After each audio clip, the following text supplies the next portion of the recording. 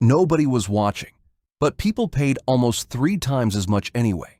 Once researchers taped a pair of printed eyes above a box for coffee money. No cashier, no cameras, just a kettle, a stack of mugs, and a small honesty box where people were supposed to drop in a bit of change for their tea and coffee. Nobody checked. Nobody enforced it. It worked because people mostly did the right thing when nobody was looking. In 2006, 3 researchers taped a piece of paper above that honesty box. Some weeks, it showed a picture of flowers. Other weeks, without any explanation, it showed a pair of eyes. Not a real person, not a camera, just an image of eyes staring straight ahead. As far as the drinkers knew, nothing unusual was happening. They just made their tea, glanced up, and paid whatever they were going to pay. When the researchers added it all up, the difference stopped them cold. During the eye weeks, payments were nearly triple, not a small nudge. Think about what that means. Nobody was actually being watched. The printed eyes created no real consequence for paying less. And yet a printed image of eyes, on paper, taped to a cupboard, was enough to more than double what ordinary drinkers put into a box. This effect got a name. Researchers started calling it the watching eyes effect. The idea quickly left psychology papers behind. Eyes appeared on charity buckets, anti-littering signs, parking lot posters, recycling bins. Anywhere someone hoped a feeling of being watched might keep people honest. For a while, this looked like one of the cleanest, cheapest behavioral tricks psychology had ever produced. A flat picture of eyes. And people quietly act as if someone might remember what they did. But here's where the story gets complicated, and where it stops being as simple as it first sounds. Other labs tried to repeat the original experiment. Not casually, carefully, with larger groups, cleaner methods, sometimes recreating the exact same coffee room setup. Several of them found nothing. No difference between the eyes and the control image at all. One team ran a direct replication of the 2006 study itself and came up empty. Then came the meta-analyses, the studies that pool dozens of experiments together to see what the overall pattern actually is. One of the largest looked specifically at generosity, donations, sharing money in lab games, and found no reliable effect once all the data was combined. That's not necessarily because the original researchers did anything wrong. Small field studies like the coffee room experiment are notoriously hard to repeat exactly. Different rooms, different habits, different ideas of honesty, privacy, and loose change. Any one of those could change how much a picture of eyes actually matters. A result that's real in one specific kitchen with one specific group of people doesn't automatically hold up everywhere else it gets tested. So which is it?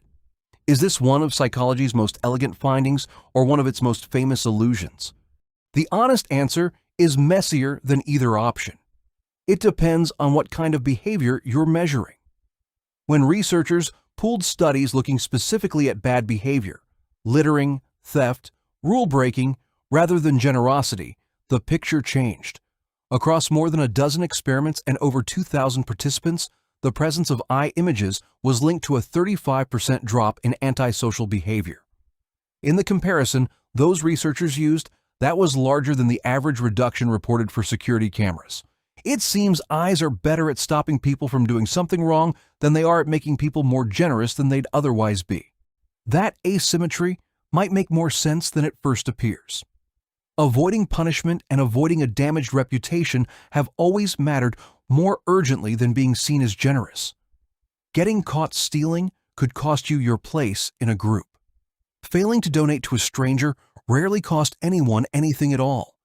If some part of the brain is running old risk calculations in the background, it would make sense for it to react harder to the threat of being caught doing something wrong than to the softer social reward of looking kind. Which raises an odd, slightly uncomfortable question. Why would a flat, obviously fake image have any pull on us at all? We know consciously that a printed picture cannot see us. So why does some part of the brain apparently disagree? Part of the answer is speed. Recognizing gaze seems to be one of the brain's fastest social reactions. Your brain notices eyes and where they're pointed before the slower, more thoughtful parts of you have caught up. That circuitry doesn't pause to check whether the eyes belong to a real, present, currently watching person. It fires first and lets the rest of the brain catch up afterward. In a printed photo, the eyes obviously can't see anything. But the part of the brain that reacts to eyes isn't the same part that knows that. One possible answer for why this circuitry exists at all is sitting right in the middle of your face, and it's stranger than it sounds. Human eyes look different from almost every other primate's. Look closely at a chimpanzee or a gorilla, and you'll usually find a sclera. The part around the iris? That's dark, sometimes almost the same color as the skin around it. Human sclera is different. It's white, and it's exposed in a way that makes the direction of someone's gaze easy to read from a distance, even without seeing their whole face.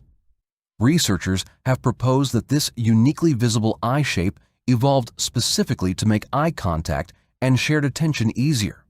The idea being that a species that depends on cooperation benefits from being able to tell, at a glance, exactly where someone else is looking. It's a tidy explanation. It's also not settled science.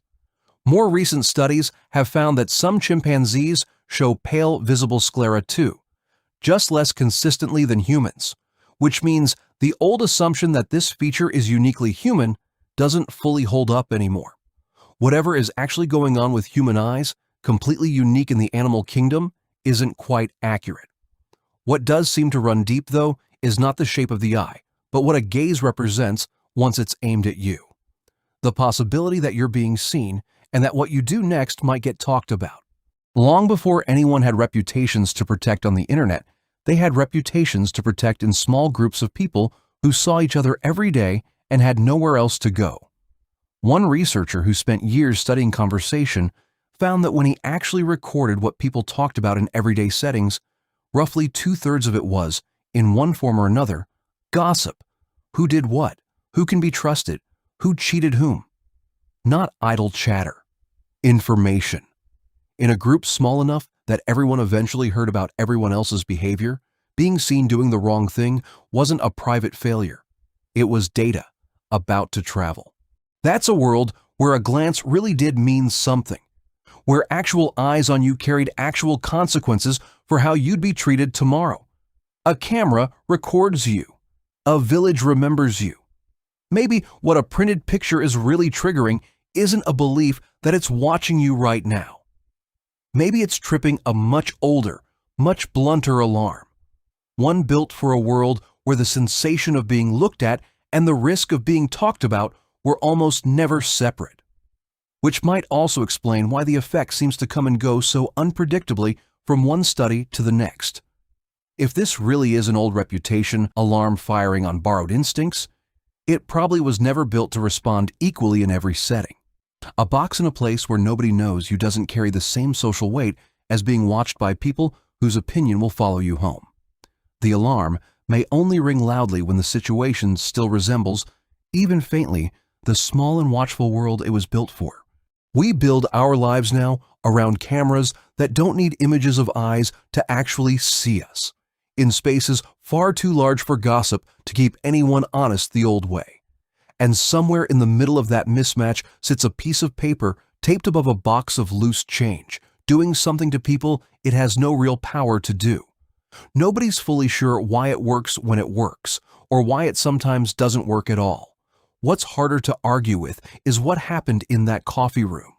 2 flat dots and a few printed lines, and people quietly paid nearly 3 times as much for a debt that only existed if they decided it did.